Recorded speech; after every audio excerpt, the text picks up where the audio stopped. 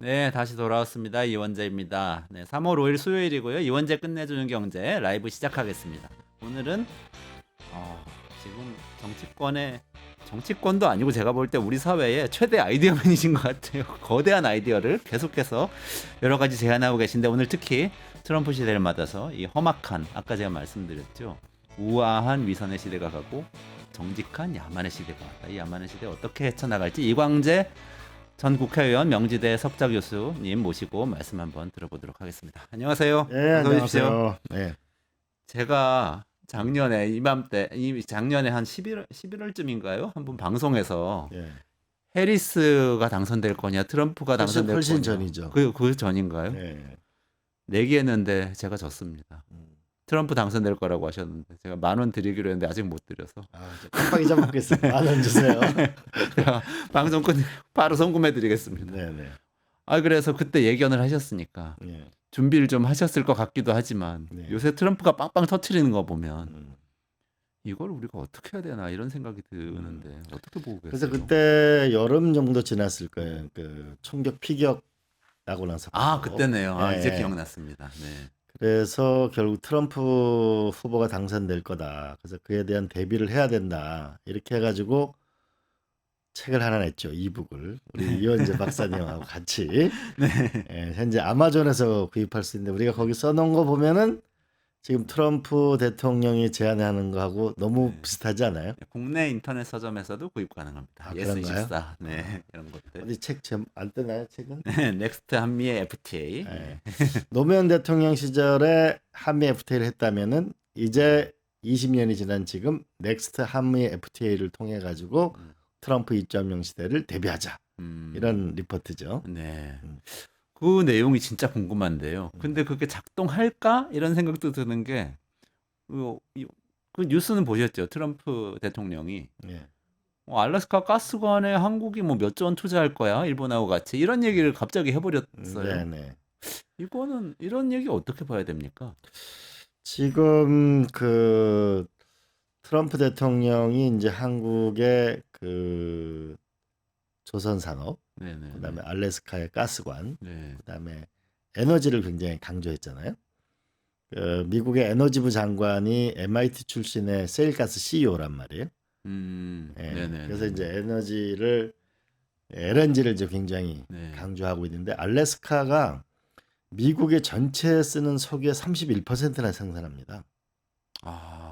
굉장한 양을 생산하고 있죠. 굉장히 양이 많고. 그런데 저희가 이제 결국은 미국이 관세 우리가 한미 FTA 돈을 너무 많이 번다.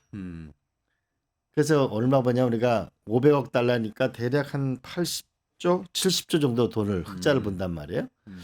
그러면 관세 폭탄이라고 해서 우리한테 뭔가를 올 텐데 어떻게 방어할 거냐라고 생각해 보니까 우리가 1년에 1,700, 한 200조 이상의 에너지를 수입하거든요. 네네. 예. 네. 그러면은 알래스카 우리가 에너지를 수입하자라고 우리가 먼저 카드를 던지자. 그러면은 한국에서 이익 보는 거 어차피 우리가 미국 에너지를 사주게 되면은 관세 폭탄 압력을 줄일 수도 있고 또 한편으로는 어떤 효과가 있냐면은 우리로 봐서는 그 조선 산업이나 어차피 LNG나 이런 걸 하게 되면은 네네네. 한국 조선 산업이 커지니까 이런 생각을 해서 보고서를 썼는데 트럼프 대통령이 알래스카 가스를 얘기한 거죠. 본 거 아닌가요? 우리 보고서를 봤나? 보고서를 보고. 예. 근데 지금 요거는 조금 설명이 필요한 것 같은데 예. 지금 뭐 알래스카 가스관에 투자라고 그랬잖아요. 예. 가스관이라는 게 이게 무슨 의미를 가지는 무슨 건지. 의미냐면 그 알래스카가 이렇게 있으면요, 동그랗게 혹시 있으면 그 지도가 있나요? 예, 지도가 있는지 일단 설명해 주시죠. 예. 네. 이게 그 알래스카가 있다고 하면 알래스카 북쪽에 프루도베이라는 데서 주로 이 네. 가스하고 그 석유가 생산됩니다. 북쪽. 예. 네. 근데 이게 결국은 이 한국이나 일본에 팔으려면은 쭉 가스관을 묻어가지고서 대략 1,200km가 내려와야 돼요. 1,200km가 내려오면 이제 얼지 않은 항구가 있는 거죠.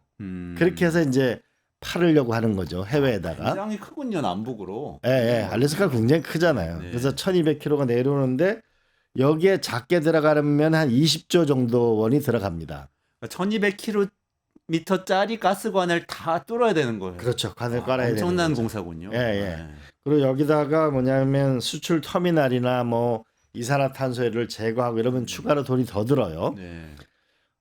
이렇게 되면은 저희한테 한편으로는 압박 요인으로 볼 수 있지만 또 한편으로는 우리가 알래스카 가스를 사겠다. 라고는 또 우리가 이 구매자 입장이기도 하죠. 우리도 가스를 많이 수입하는 나라니까. 예, 왜냐하면 우리가 가스를 수입하면 어떤 효과가 있냐면 만약에 유럽의 러시아 우크라이나 전쟁을 봤을 때 독일이 결국은 가스를 수입하지 못해가지고 경제가 마이너스로 그랬죠. 네. 됐잖아요. 우크라이나 그러면 전쟁 때문에. 우리는 러시아의 가스를 가져오게 된다면 어떤 효과가 있냐면은 에너지 안보를 지키는 측면도 있는 거죠. 그리고 관세 압박을 우리가 극복할 수도 있는 거고 또 하나는 어차피 이제 여기서 가스를 수입하게 되면 한국에 배를 쓸 수밖에 없잖아요. 그러니까 조선 산업이 있는 거죠. 미국에서는 배를 지금 만들 능력이 없는 거죠. 예, 미국에는 현재 이제 조선 산업 자체가 배를 건조할 능력이 부족하죠. 그래서 그래서 중국 걸 사다가 쓸 수도 없는 그건 거죠. 이제 더 안 하겠죠. 네. 그래서 트럼프 대통령이 여러 번의 조선 산업을 얘기했죠. 그렇게 되면은 한편으로는 에너지 협력을 하면서도 조선 협력을 하게 되면 제가 볼 때는 하나오션이나 삼성중공업, 현대중공업 그러니까 하나오션 LCD 주가 현대. 엄청 올랐거든요. 이것 때문에 올랐군요. 그래, 또 한편으로는 이제 방위 부분을 서로 방위산업 부분도 방위산업이요. 협력할 수. 왜냐하면 큰 항공모함 같은 게 오래됐거든요. 네. 그럼 이거를 새로 짓고 수리하고 하려면은 결국 한국의 방위산업과 또 연결될 수밖에 없는 거죠. 그러면 그게 에너지 동맹 같은 개념이 되는 건가요? 그렇죠. 저는 한미 간에 이 규모가 큰 거거든요. 그렇게 되면은 안정적인 에너지를 우리가 갖게 되면 에너지 안보 부분에 도움이 되는 것이죠. 네. 더군다나 이제 트럼프 대통령 같은 경우에는 한국과 일본이 같이 투자해 달라라고 하면은 사실은 한국과 일본이 그 가스나 이런 것을 공동 구매한다고 하면 이건 제가 국회의원실부터 계속 주장하는 건데 그러면 세계 최고의 뭐냐면 우리가 빅 파워를 가지게 되는 거죠. 가격 협상력이나 이런 거. 아니 저도 책 원고 주신 거 저도 같이 이렇게 썼잖아요. 그리고 보면서 그때 알았는데 우리나라가 세계 3대 가스 수입국이더라고요. 그렇습니다. 엄청나게 많이. 일본이 1등이고 예. 둘이 합치면 엄청난 구매력이 있더라고요. 세계 넘버 뭐 2, 3위가 합치는 거니까요. 그러니까 우리가 94%, 93% 일본, 한국 각기 에너지를 수입하고 있거든요. 네. 그렇기 때문에 에너지를 안정적으로 확보하는 것도 굉장히 중요하다. 네. 그리고 우리는 조선 산업이 있기 때문에 좀 더 유리하고 더 나아가서 우리한테 더 유리한 측면이 있다면 자 그러면 알래스카 가스를 우리가 사면 이게 북한 해역 앞바다를 지나와야 되거든요. 그러네요. 그러니까 알래스카에서 배 타고 이렇게 오면 그렇죠. 밑으로 이제 프루도베이의 북쪽에서 가스 밑에 얼지 않는 데로 내려오면 결국 북한 앞바다를 지나야 이게 그럼 북한 문제가 풀려야 되잖아요. 그러네요. 우리나라 부산항으로 오는 건가요? 그렇죠. 부산으로 오는 거죠. 올라면은 그러네요. 북한을 지나서 오는. 그래서 저는 제가 이 보고서를 쓸 때 관세 압박을 극복하고 그다음에 우리가 에너지 문제도 극복하면서 미국하고 윈윈하고 조선 산업에서도 플러스가 나고 추가로 북한 해역을 지나게 되면은 북한 문제를 푸는데도 도움을 받을 수가 있다. 트럼프 대통령이 그 콘도 되게 좋은데 지을 때 북한에 있다 뭐 그런 얘기했는데 그 얘기하고 그래서 우리가 트럼프 대통령이 또 이런 말을 했거든요. 러시아와 중국과 북한에 보면 해변가에 콘도를 짓기 좋은 곳이 맞아요. 있다라고 얘기했죠. 그게 원산 갈마지구잖아요. 원산. 우리가 깊게 보면은 인천 상륙 작전이 하나가 있었고 6.25 때 보면 하나 원산에 있었잖아요. 그러면 원산 갈마지구를 염두에 두고 있는 것이라고 봅니다. 그러니까 우리가 트럼프 대통령이 비즈니스맨이면서도 또 한편은 부동산을 하셨던 분이잖아요. 그러니까 가자 지구에 이사를 한다든지 파나마 운하라든지 그린란드라든지 알래스카 지정학적인 부분에 있어서 다른 지도자하고는 조금 다른 감각을 갖고 있다고 봐요. 그러면 우리는 일석사조죠. 관세 압박을 줄일 수 있고 에너지 안보를 확보할 수 있고 조선 산업을 키울 수가 있고 또 하나는 북한 해역이 아. 평화로 나가는데 도움을 얻을 수 있고 이런 결국은 패키지 국가 전략을 생각하는 걸 해야 된다는데 트럼프 대통령이 이 카드를 딱 집으셨네요. 그게 넥스트 한미 FTA 내용 안에 들어있는. 첫 번째 이제 아니, 에너지 협력이죠. 근데 그 한미 FTA는 원래는 관세 협정이 이 주였잖아요. 근데 그렇죠. 이거는 관세 협정이 아니니까 왜냐하면 다른 그 거네요. FTA라고 시대는 당시 이제 중국이 막 개방해서 올라올 때니까 그죠? 네네. 세계 국제 무역주의에 들어왔을 때니까 그때는 이 세계 관세 부분을 어떻게 만드는가가 한국이 수출해서 먹고 사는 나라니까. 네. 근데 지금은 근본적으로 달라지게 된 게 세계 국제 정세 자체가 AI 시대가 오면 에너지 과소비 시대가 오는 거거든요.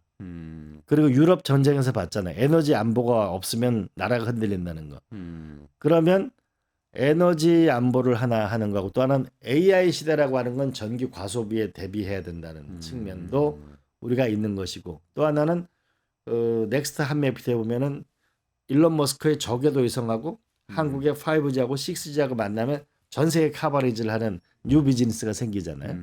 예, 그런 면에서 새로운 환경이 도래했기 때문에 사실 지금은 WTO 체제가 사실 붕괴됐다고 봐야 되잖아요. 그죠? 그렇죠. 그러니까 오히려 지금은 에너지, 그다음에 AI, 데이터, 통신 이런 쪽으로 전환되고 있는 거라고 봐야 되겠죠. 아, 근데 역시 AI 시대라고 하더라도 데이터가 하나가 핵심이라면 또 하나는 에너지일 수밖에 없어요. 그러니까 전기 과소비의 시대가 옵니다. 아, 어떻게 보면 무역 규칙을 정해놓고 사고 팔고 하는 관계를 맺는 것보다 훨씬 더 깊은 관계를 영역별로 이렇게 첨단 기술 분야에서 맺어야 그게 다음 단계 동맹이다 이렇게 그렇죠. 생각할 왜냐하면은 수 있겠네요. 우리가 길목을 지켜야 된다는 거 있잖아요. 네. 그러면 AI 시대에 하나가 에너지라고 보면 에너지의 길목. 그래서 에너지에서 한미 협력. 네. 그다음에 북극 항로를 열으려고 하는 거거든요, 지금. 북극 항로요. 아, 그거는 그림 좀 보여주시죠. 요거는 그림이 준비되어 있는 것 같아요. 북극 항로 조금 설명을 해주셔야 될 것 같아요. 북극 항로라는 게 네. 우리가 저기 유럽에 수출하려면은 자 부산 앞바다에서 이제 광양을 지나서 저기 홍콩 앞을 지나가지고 수에즈 운하를 지나가지고 가는 거란 말이에요. 그러다 보니까 뭐냐면 아덴만 이런 데서 우리가 지금 저 초록색 저 길이죠. 그렇죠. 지금. 일로 가다 보면 기존 항로를 지나면 수에즈 운하 저 지나다 보니까 우리가 해적들도 만나고 그래서 네. 아덴만의 영웅들 뭐 이렇게 나오고 그러잖아요. 근데 여기가 22,000km 굉장히 멀어요. 근데 여기서 우리가 부산에서 베링해 그러니까 북한 앞을 지나가지고 저 빨간 선이죠. 그렇죠. 네. 빨간 선 위에 빨간 선을 가게 되면은 15,000km니까 저게 대략 한 일주일 정도 줄어들거든요. 네네네. 그러니까 물류로 봐서도 뭐냐면 대략 20% 이상 줄어드는 거죠. 저게 열리게 되면 쉽게 얘기하면 호치민, 베트남의 호치민의 오른쪽에 있는 거는 상해, 푸동이라든지 대부분 오른쪽에 있는 거는 부산 앞바다를 지나가는 게 훨씬 빠른 겁니다. 유럽까지 가기 위해서요. 그렇죠. 위에 빨간 선으로 가려면. 우리가 알고 있는 그 평평한 지도로는 이게 잘 인식이 안 되는데 네. 이렇게 동그랗게 위에서 쳐다본 지도를 보니까 이해가 되네요. 예, 위로 가면 위가 이제 그 북극. 그러면 또 북극 항로가 또 열리게 되면 부산, 경남, 울산이 대부분 거기에 또 조선 산업이 있잖아요. 네네네. 그럼 조선 산업이 전 조만간 화랑 국면으로 갈 거라고 봅니다. 그럼 부산의 금융은 선박 금융이라든지 이게 이 항로가 새로 개척되는 건 인류사에 새로 있는 일이거든요. 네. 왜냐하면은 저 북극 항로라는 게 유럽하고 네. 아메리카 대륙하고 아시아가 만나는 거거든요. 그러니까 거대한 물동량이 이제 부산 앞바다를 지나서 동해 앞바다로 가는 거니까 새로운 뉴 비즈니스가 생기는 거죠. 그러면 또 거기에 북극 항로를 가려면 또 쇠빙선이 필요하고 예? 지금 얼음이 그러니까 북극의 눈물 때문에 이게 생기는 일인 거죠. 그런 거죠. 북극 그러니까 얼음이 녹으니까 기후이기 때문에 기후이기 생기는 거죠. 때문에. 그러면 또 쇠빙선이나 이걸 만들려면 또 하나오션이라는 데가 또 필요한 것이죠. 또 남아 있는 얼음을 또 깨면서 또 가야 되고. 네네. 그래서 아마 게 있군요. 2030년, 35년부터는 아마 될 거라고 봅니다. 그래서 네. 우리가 또 눈여겨 봐야 될 거는 6월 10일, 6월 중순 정도에 캐나다에서 G7 정상회의가 있어요. 네, 네. G7 정상회의에서 트럼프 대통령이 푸틴 대통령을 초대했어요. G7인데 안 들어가는 거 아닙니까 네. 원래? 거기 푸틴 대통령을 초대했고 아마 저희도 한국 대통령도 가게 될 겁니다. 그럼 그때 결국 뭐가 논의될 거냐? 알래스카 가스관 전 논의될 거라고 봅니다. 네. 그리고 북극 항로로 연결하게 되면 트럼프 대통령은 알래스카 우리 이 가스를 해가지고 유럽도 샀으는 게 좋지 않겠어요? 이렇게 나오지 않을까요? 그리고 그러면 북극 항로는 대부분 러시아와 접해 있기 때문에 트럼프 대통령과 러시아는 더 가까워질 수밖에 없는 네. 그런 환경이죠. 그리고 북극 항로가 열리면은 저는 부산, 경남, 울산은 이 조선 산업한테 화랑 시대가 올 거라고. 그러네요. 그리고 그러고 보니까 부산에서 북극 통해 가지고 유럽 가는 그 중간에 알래스카가 있네요. 그렇죠. 알래스카 지나서 네. 북극 항로 거쳐서 러시아 지나서 유럽으로 가게 그렇죠. 되는. 네. 그리고 그 길목에 또 그린란드가 있는 거죠. 그린랜드 트럼프가 그래서 그린란드를 네. 알래스카와 얘기를 하는군요. 그린란드를 연결을 하려고 하는 전략이라고 봐집니다. 그래서 북극 항로 협력을 잘 하기 위해서라도 알래스카 가스관에 투자를 같이 하고 협력하는 것은 필요하다 이런 말씀. 근데 이제 이거는 협상이잖아요. 네. 조건이 맞아야 되죠. 그렇죠. 우리는 어차피 미국의 가스를 사긴 살 거거든요. 네. 근데 가스관을 그러니까 가스만 산다면 바이어이지만 관을 투자한다는 건 인베스트가 되는 거잖아요. 그렇죠. 네. 그건 이제 조건 협상이 되는 거죠. 그러니까 조건의 협상의 당사자가 된다는 것 자체가 우리한테는 의미 있는 거라고 봐야죠. 물론 협상이라고 하는 거는 지난한 과정이 있겠죠. 그래서 저는 가급적 1대1 강대국을 상대할 때는 1대1에서는 어렵다. 다자 협상을 하는 게 유리하다. 네. 그래서 일본하고 우리하고 같이 에너지를 우리 같이 수입을 해서 그럼 가스관 우리 혼자 못하죠. 20조 들어가는 걸 우리 못하는 거죠. 트럼프는 수조 달러라고 말을 했더라고. 제가 아까 수조 원이라고 잘못 말씀드렸는데 수조 달러라고 하면 이게 지금 우리가 할 수 있는 돈일까? 그게 아니죠. 우리가 지금 뭐 허풍이겠죠. 대략 아마 많이 들게 되면 가스관 전체 터미널까지 다 하면 현재 예측 미국 자료로 제가 조사해 보니까 대략 75조 원 정도 이렇게 들어가는 걸 보여요. 근데 이제 이거는 큰 돈이죠. 그렇죠. 우리 한국가가 낼 수 있는 게 아니고 더군다나 이 가스관은 또 안정성이 있어야 되잖아요. 그렇기 네. 때문에 많은 기업들이 함께 참여하는 게 저는 필요하다고 봅니다. 네. 그리고 이제 여기에는 기회적 측면도 있는 게 사실 동남아시아도 도시가스를 많이 이제 쓰게 돼 있잖아요. 그러면 또 이게 또 부산 앞바다를 지나서 가잖아요. 아니 근데 이게 일본 동부하고 부산하고 경쟁 상대 거리가 더 멀어요. 일본으로 가면 도쿄 이쪽으로 가면 거리가 더 멉니까? 그건 돌아서 오니까. 그럼 부산이 경쟁력이 있다. 그리고 우리는 또 그 길을 해야만 의미가 있는 거죠. 그렇죠. 우리한테는 꼭 협상에서 그래도 우위에 서서 일본보다는 부산항으로 오도록 만들어야 되겠네요. 네, 아무래도 부산이 환정 물량이나 이렇게 현재 물동량이나 세계 지금 옛날은 4위, 지금 5위 뭐 이런 항구인데 작년 기준으로 지금 6위라고 돼 있네요. 네. 이 부분에서 훨씬 더 이제는 뭐 세계적인 항구로 올라오겠죠. 부산 부울경이 지금 위기잖아요. 근데 어떻게 보면 살아날 수 있는 기회를 얻을 수도 있겠어요. 저는 하나는 조선산업하고 또 하나는 금융 부분이 될 수 있을 거고 또 하나 부산, 울산, 경남 같은 경우는 자동차 부품이 많거든요. 제가 하나 이제 생각하는 거는 AI라는 것은 결국은 많은 일자리를 뺏어가는 측면이 있어요. 근데 AI가 어디서 부가가치를 낼까라고 보면 저는 AI 플러스 로봇이라고 봅니다. 우리가 스타워즈라는 영화 보면은 깡통 로봇 하나 데리고 다니잖아요. 그러면은 로봇이라고 하는 거는 이 결국은 이 구동 장치나 이런 거라든지 이런 거 보면 자동차 부품을 만드는 회사가 잘 만들 수밖에 없어요. 그러니까 우리가 현대가 갖고 있는 그 왜 개 있잖아요. 거기 로봇. 거기 보면 발 만든 게 원주에 있는 만도 기계거든요. 자동차 부품 회사예요. 그게 보스턴 다이내믹스 보스턴 로봇이죠. 다이내믹스.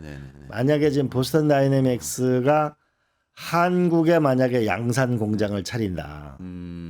AI는 미국의 원천 기술을 가지고 있지만 그래서 만약에 부산이나 울산이나 뭐 어디 창원이든 이 보스턴 다이내믹스의 양산 공장을 한국으로 유치만 할 수 있다면 조선 산업하고 자동차 부품 산업하고 금융 세계가 일어나는 전기를 가질 수 있지 않을까 생각하죠.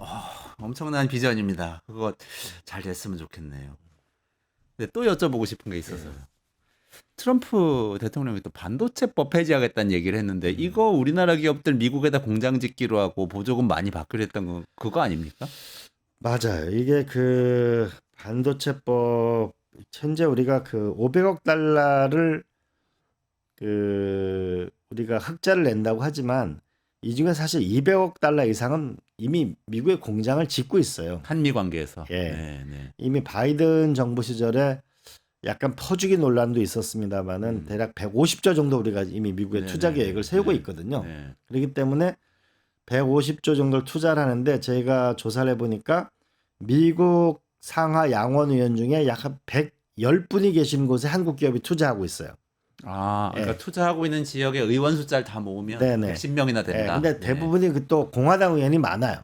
아, 예, 그렇기 네. 때문에 좀 더 협상의 여지는 있어 보입니다만은 저는 반도체 보조금은 좀 어려움을 겪지 않을까. 그래서 우리는 빨리 반도체법을 통과시켜야 돼요. 우리나라의 한국에서. 반도체. 예. 용인 반도체법. 왜냐하면 미국의 공장 짓는 보조금도 중요하지만은 만약 보조금이 왔다 갔다 하게 되면 우리 같은 경우가 한국의 반도체 공장을 지을 수밖에 없다라고 네. 훨씬 대대적으로 우리가 반도체법을 통과시키고 그 반도체법의 부수 법안을 보게 되면 산업은행의 자본금을 10조 원 늘리는 게 있거든요. 네. 10조 원 늘리면 시장에서 곱하기 10이니까 100조 원을 동원할 수 있어요. 이번에 TSMC가 가가지고 1,000억 달러, 그러니까 한 150조 정도 투자한다니까 트럼프 대통령이 확 웃었잖아요. 네. 얼마 전에 손정희 일본 회장이 가서 200조 투자한다니까 네, 네. 확 웃었잖아요. 네. 현재 우리는 이미 150조 원을 투자 계획이 있고 네. 산업은행 이런 데에 자본금을 늘려주면 없어지는 게 아니잖아요. 네. 응? 네. 근데 우리가 현재 대부분의 부동산 금융이 많잖아요.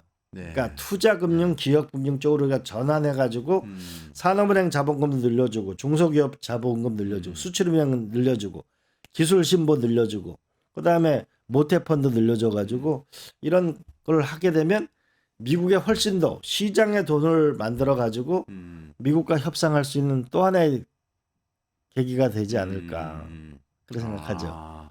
반도체법 빨리 통과시켜야 돼요. 그 트럼프 반도체법 폐지 발언은 어쨌든 우리한테 타격이 올 수는 있다. 근데 그거에 대응하기 위해서라도 우리나라 반도체 특별법을 빨리 통과를 시키는 게 좋겠다. 그렇죠.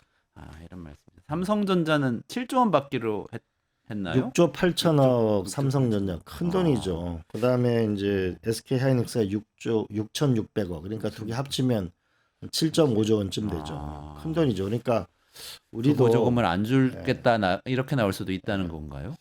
그럴 가능성이 있죠. 근데 이거는 이제 우리가 또 대응을 해야죠. 왜냐하면은 우리가 삼성전자가 미국에 이미 투자를 하고 있잖아요. 공장을. 네네네.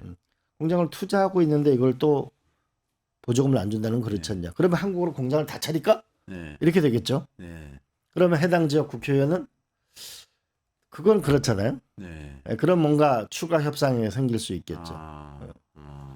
근데 이 반도체법은 저희가 반드시 통과시키게 되고 제가 이 업계 간담을 해보니까 결국은 이 비메모리 반도체가 76%, 메모리 반도체가 24%밖에 안 되거든요. 세계 반도체 시장에서. 세계 반도체. 네. 그러면 우리가 비메모리 반도체에서 엄청 약한 거거든요.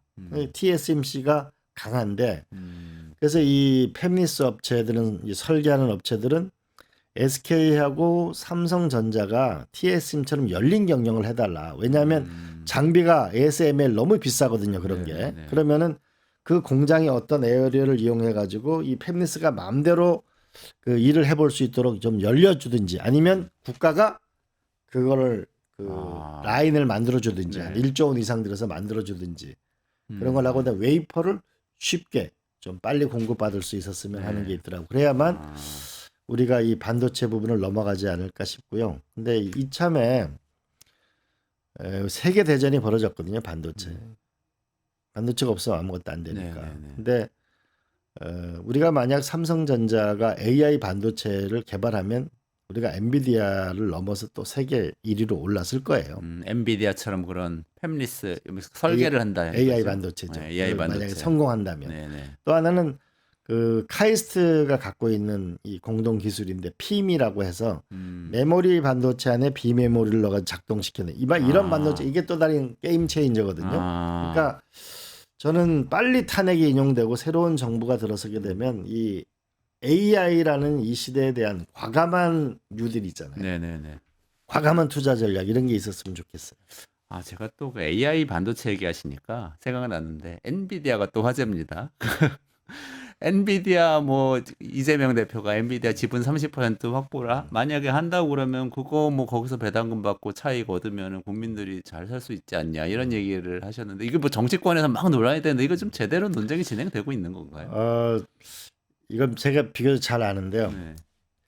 네. 뭐 이게 사회주의다 뭐 이런 얘기. 그러니까 사회주의라고 막 그게 비판을 아니라 하는데 우리가 대만의 TSMC 네. 세계적인 회사가 출범할 때 2,700억 정도가 자본금이 출발이었는데 이때 44.8%가 대만 정부였어요. 아, 대만 정부가 앞으로 반도체 전쟁을 해나가야 되겠다고 해서 네. 대만 정부가 대주주였어요. 44%. 지금은 6%예요. 아, 차차 줄어든 건가요? 왜냐하면 그 투자도 받고 해야 될 네, 테니까요. 네, 네. 근데 TSMC가 현재 대만을 지키는 것이잖아요. 그렇죠. 그러면 우리도 이제 앞으로의 미래 국가 전략을 보면 자꾸 세금 국민들한테 걷어가지고 쓰는 이 수준을 넘어서 국가라는 것 자체를 주식회사로 보게 된다면 우리가 갖고 있는 리소스가 있잖아요. 1년에 700조 쓰는 세금 말고도 8천조 원이 금융시장에서 움직이면은 예를 들면 산업은행에 자본금 10조만 해도 우리가 100조를 동원할 수 있는 더 나아가서 우리가 국민연금 이런 거 모아둔 게 국민이 열심히 땀 흘려 모아둔 돈이 3천조 원이거든요. 네네네. 이게 전 세계로 6번째쯤 돈이 많은 거예요. 기금으로 다 쌓여 있는 거죠. 그게? 엄청 쌓여 있는 거죠. 그래서 과거 노무현 대통령 시절에 KIC 국부펀드를 만들자. 한국투자공사죠. 그게. 예, 한국투자공사 만들자고 했을 때 외환 보유고로 하는 거니까 이 외환을 거덜내려고 그런다. 그다음에 또 하나는 그래서 제가 국회의원 할 때 만들었거든요. 청와대 국정상황실장 할 때 기획을 해서 국회의원 할 때 만들었는데 정말 반대가 심했어요. 근데 20년이 지난 지금 KIC가 136조 원을 벌어들였거든요.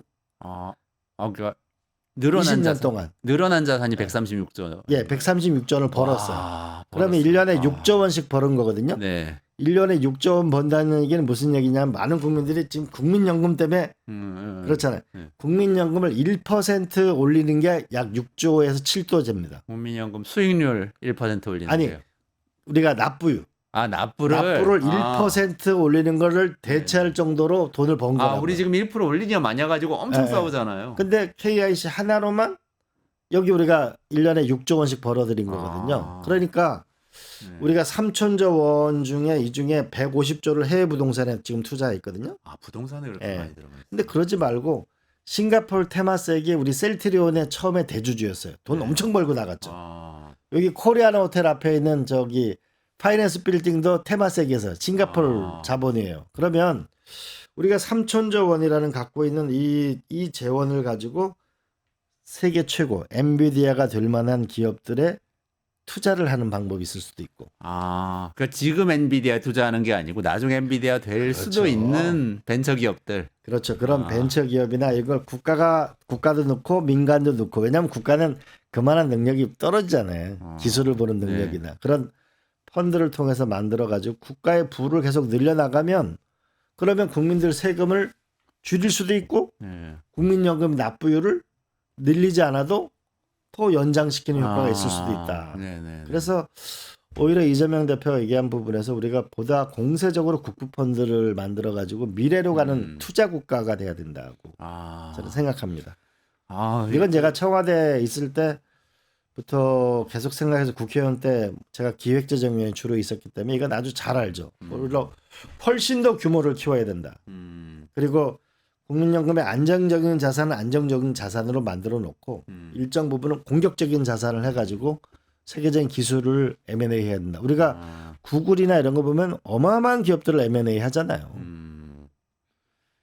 그러니까 옛날에 저 기억납니다. 저 어릴 때 국민연금 주식에 투자해야 되냐 안 되냐 가지고 심야 토론 같은 거 텔레비전 KBS에서 한 것 같아요. 그거 보고 있는데 계속 한쪽에서는 이거는 사회주의라고 연기금이 이렇게 기업 주식을 사면 되냐 그랬는데 지금 생각해 보니까 제가 나중에 경제학 배우고 생각해 보니까 당연히 무슨 돈이든 간에 그 위험한데도 조금 넣고 안전한데도 넣고 이렇게 딱 포트폴리오를 잘 균형 있게 해가야지 이 수익률이 전체적으로 올라가잖아요. 당연하죠. 그 당시에 저는 뭐 현장에 있었으니까 연기금을 주식 투자한다니까 기금 사회주의라고 비난이 엄청 많았어요. 근데 그때 2007년 당시에 그러니까 주가 지수가 700이었는데 노 대통령 끝날 때쯤 2000포인트로 끝났거든요. 왜냐하면 연기금이 주식으로 들어간다는 거는 기업한테 돈이 들어간다는 걸 말하는 거잖아요. 네네네. 그러니까 기업에 투자한다는 효과가 있는 거고 그럼 여기서 돈을 벌게 되면 주식으로 돈을 버는 국민들이 생긴다는 거고 또 하나는 그 화랑 국면이 경제로 보면 생기는 측면이 있고 네. 그러면 이제 국민연금도 돈을 벌잖아요. 아. 지금 네이버에 아마 국민연금이 대주주일 거예요. 8% 정도. 네네네. 그러니까 네. 사실 기업이 잘 돼야 되잖아요. 그렇죠. 거기서 일자리가 나오는 네. 거고 일자리만한 복지가 없잖아요. 네. 그렇군요. 지금 이렇게 쭉 말씀 주신 게 앞부분에 우리 저 넥스트 한미 FTA 얘기하면서 우리 반도체로 이렇게 얘기 넘어와서 반도체 우리 반도체 키워야 된다 얘기하시고 그다음에 엔비디아 논쟁에 대해서 말씀 주셔서 국부 펀드 만들어서 그렇죠. 기업에 투자해서 성장할 수 있도록 하자. 요 말씀 네, 주셨는까지 이게 필요합니다. 제가 이제 싱가포르 테마섹이나 GIC 같은 거 다음에 중동의 펀드가 엄청 많잖아요. 그러니까 아직은 우리가 제가 경제사를 공부해 보니까 처음에는 무역업으로 대충 경제가 성장합니다. 그 다음에 제조업으로, 그 다음에 금융산업이 나와야 됩니다. 그런데 금융산업으로 가면서 제조업을 잃어버리면 나라가 어려워져요. 네. 이게 영국이고 미국이다. 아. 그래서 러스트벨트가 이렇게 어려움 겪기 때문에 아. 결국 미국에 이 현상이 나타나는 거죠. 그렇군요. 네. 그래서 우리는 제조업의 4대 강국이거든요. 네. 근데 한편으로는 금융 부분이 강하게 붙어야 산업이 돼야 되는데 아직 대한민국 금융 산업이라고 보기 어려워요. 왜냐하면 IMF 때 기업 금융이 다 어려워졌거든요. 네네네. 그리고 대부분의 뭐냐면 부동산 담보대출이에요. 맞아요. 주담대만 엄청 많이 하잖아요. 은행에서. 그래서 이게 결국 기업 대출로 넘어갈 수 있는 그 사회가 와야만 결국 역동성이 있는 거고 그러면 우리가 지금 퇴직연금이 대략 좀 있으면은 지금 한 700조, 800조, 좀 있으면 1000조 되거든요. 네. 이런 미국 같은 경우에는 401K라고 해가지고 이 퇴직연금을 집어넣게 되면 장기 주식을 보유하게 되면은 세제 혜택을 확실히 줘가지고 주식으로 돈을 벌 수 있게 만들고 연금도 수익률을 높이게 만들었거든요. 우리도 그런 제도를 만들어주게 되면 너무 단타 중심의 이 주식시장이 아니고 장기적인 투자가 될 수 있는 그런 길도 만들어내면 훨씬 좋겠죠. 그래서 연기금 사회주의다. 뭐 국부펀드가 뭐냐면 시대에 뒤떨어졌다. 뭐 이게 관주도의 사고방식이다. 이거는 제가 볼 땐 잘 모르시는 거다. 잘 모르시고 많은 정치인들이 얘기하고 계신데 정확하게 정리해 주셔서 감사합니다. 뉴스토마토가 12.3 내란을 막아낸 시민영웅 1000명 찾기 프로젝트를 진행합니다. 내란을 막고 탄핵 소추를 이뤄낸 시민영웅 1000명을 찾아내 대한민국 민주주의의 역사로 기록하고 시상의 본보기로 삼음으로써 민주주의를 더 널리 확산하기 위한 프로젝트입니다. 이 과정에 직접 참여했거나 참여자를 추천해 주실 분들은 우측 제보하기 QR코드나 아래 메일로 추천 및 제보해 주세요. 많은 참여 바랍니다. 뉴스토마토와 함께해 주실 분들을 기다립니다.